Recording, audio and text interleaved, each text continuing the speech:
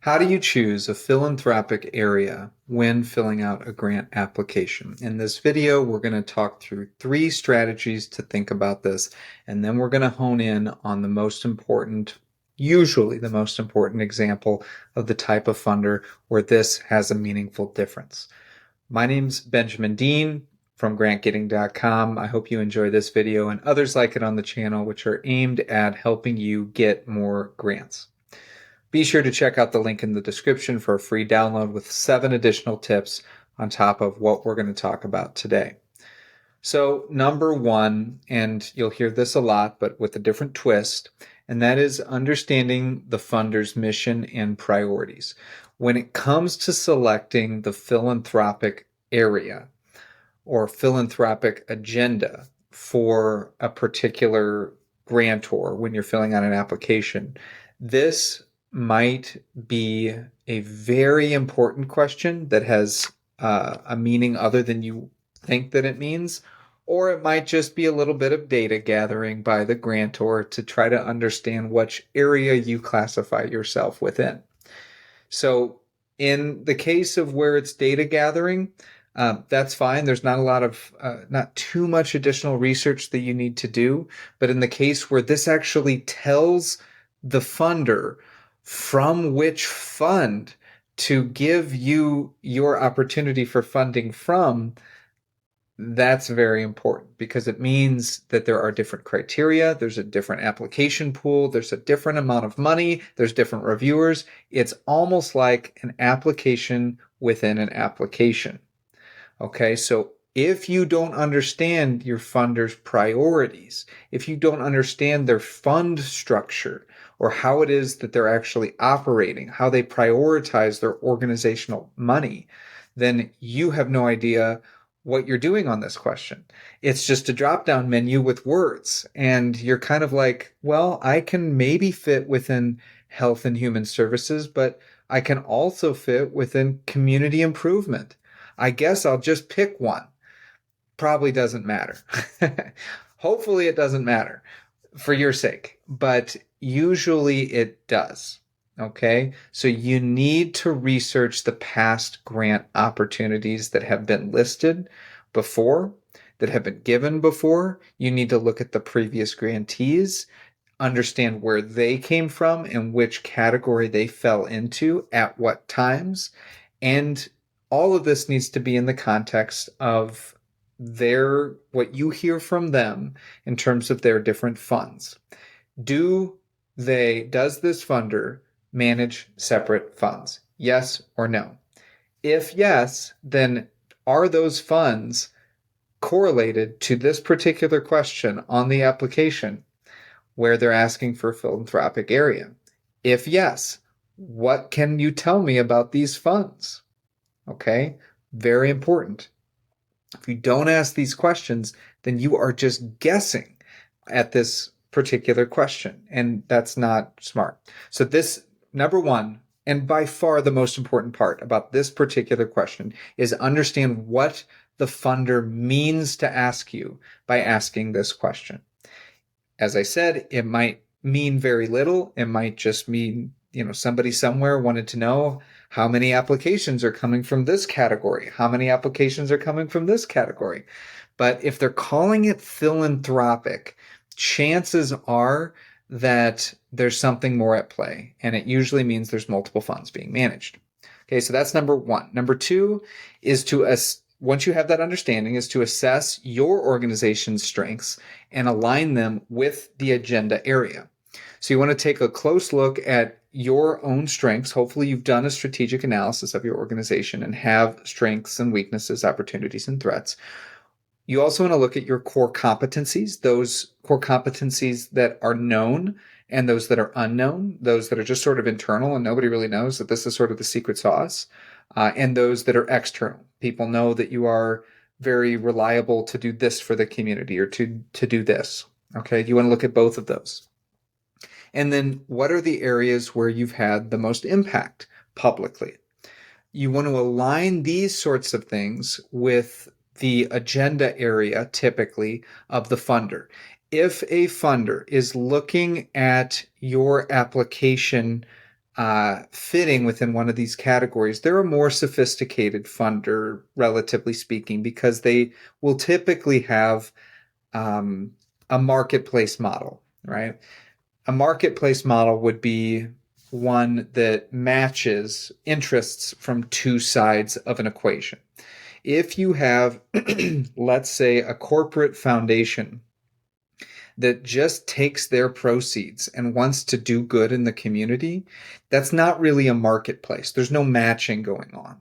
It's just money with this intention, and you hired a few people to manage it, and they go out and they host a grant application process, and folks come in and they apply and they give the money away. There's some reporting back, but it's not that much of a marketplace of differing constituent groups.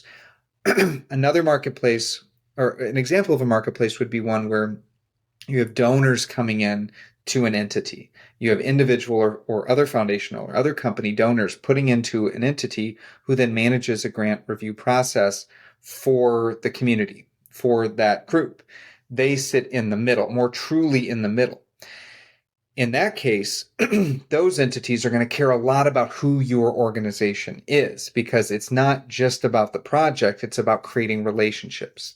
They're going to care typically more about you as a person, more about your team, more about who's on your board, not in a prestige manner, but who these people are that are running the organization, what the organization is about. Okay, generally speaking, they're going to be more interested in your strengths and your organizational strategy and that sort of thing.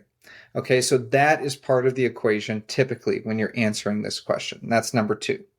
Number 3 is to consider the broader impact of your project when you're making this selection. So in many cases, let's just step back and let's say if our goal is to get funding in a sustainable way, then one of the primary strategies in grant writing that we have at our disposal to do that is by clearly articulating the outcomes and the impacts of a project, the bigger changes in individuals and in communities that happen as a result of the activities that you undertake. So one of the mistakes that people make when answering this question and other questions like this is they think just about what they're doing, not the impacts of what they're doing. Many times, most of the time, the impacts of what a nonprofit organization does in the community can be categorized much differently than just the activities might assume them to be. Okay, so if, let's say, for example, you have a organization that gives away books to toddlers, and you're looking at increasing the number of books that you give out. That's what you do. That's your primary output. Books given to kids. Okay, well, what are the outcomes of that? Assuming you have some degree of wraparound services and other things that you provide, you are looking at increasing literacy rates for young children in the environment. Okay, well, what does increasing literacy rates do for a community? Well, increased literacy over time, generationally, increases income, right? So is what you're doing something that can be classified as economic empowerment? It's not that much of a stretch. Now, these are questions you want to ask this particular grantor in terms of how they categorize these things. There might be a literacy grant, or you say a literacy philanthropic area, and there might be an economic empowerment area. You might find that the literacy philanthropic area has about $30,000 annually to give away, and there's about 50 organizations that apply for that funding. You might find out that the economic empowerment area has $300,000 to give away, and only 5 applications a year. So even if it's a bit more of a stretch in terms of how you logically got there, if you've developed out your logic model that tracks with it, you can craft that case. You might outperform in terms of earned revenue on this grant any of the other applications that went into the different category. So you need to think about it very strategically. And what that typically means is broadening what you mean by what happens because of what you do. That is achieved through outcomes and impacts. Okay. Now, those are three strategies. Excuse me. Now we want to talk about the type of organization where this question is most common and where there's some different things that you can consider. And that is community foundations. Community foundations annually give away $7 to $8 billion, I think the number is, annually.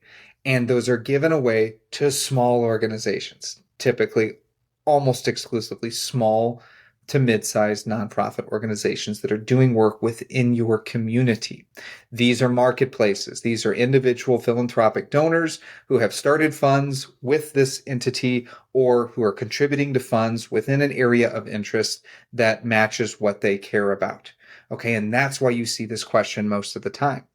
So here is how your selection of this question can affect your funding. Number one, prioritize funding areas. Many community foundations allocate more funds to certain philanthropic areas that align with their mission or reflect pressing local needs. This also ebbs and flows. A foundation that prioritizes education, for example, might significantly increase its grant funding in a particular year for projects involving schools, literacy programs, scholarships, whatever it is, while others might receive less attention. Okay, so there's prioritization that happens within the organization, within the funders that come into that organization. Over time, it ebbs and flows, and then within any geographic area that organization serves, there might be different priorities. Okay, that's number one. Number two, competition, competitive areas. If you choose a philanthropic area that is a priority for a foundation, okay, that's great, but there may be 10 times the competition for the available funds than another one that has way less, priority that particular year, but may have, 30 times less the competition or whatever the number is. The competitive analysis needs to be considered because ultimately that's what you're doing. That's number two. Number three is this conversation allows you to open up niche funding opportunities. If you select an area that is less emphasized, but still aligns with the foundation's mission, say environmental projects in a foundation that's primarily focused on human services, there may be fewer competitors for those funds. However, the overall pool of funds might be smaller in these niche areas. So it's to say that, you might have a community foundation that over the last 50 years has given primarily to non-economic development groups, right? More basic needs, serving the community, but they might have just gotten a funder recently that said, I really want economic development, to be a primary focus of my money. I know how important this region's economy is, and I want to support efforts that support the economy. The group says, okay, well, we'll add that as a category and we'll reach out.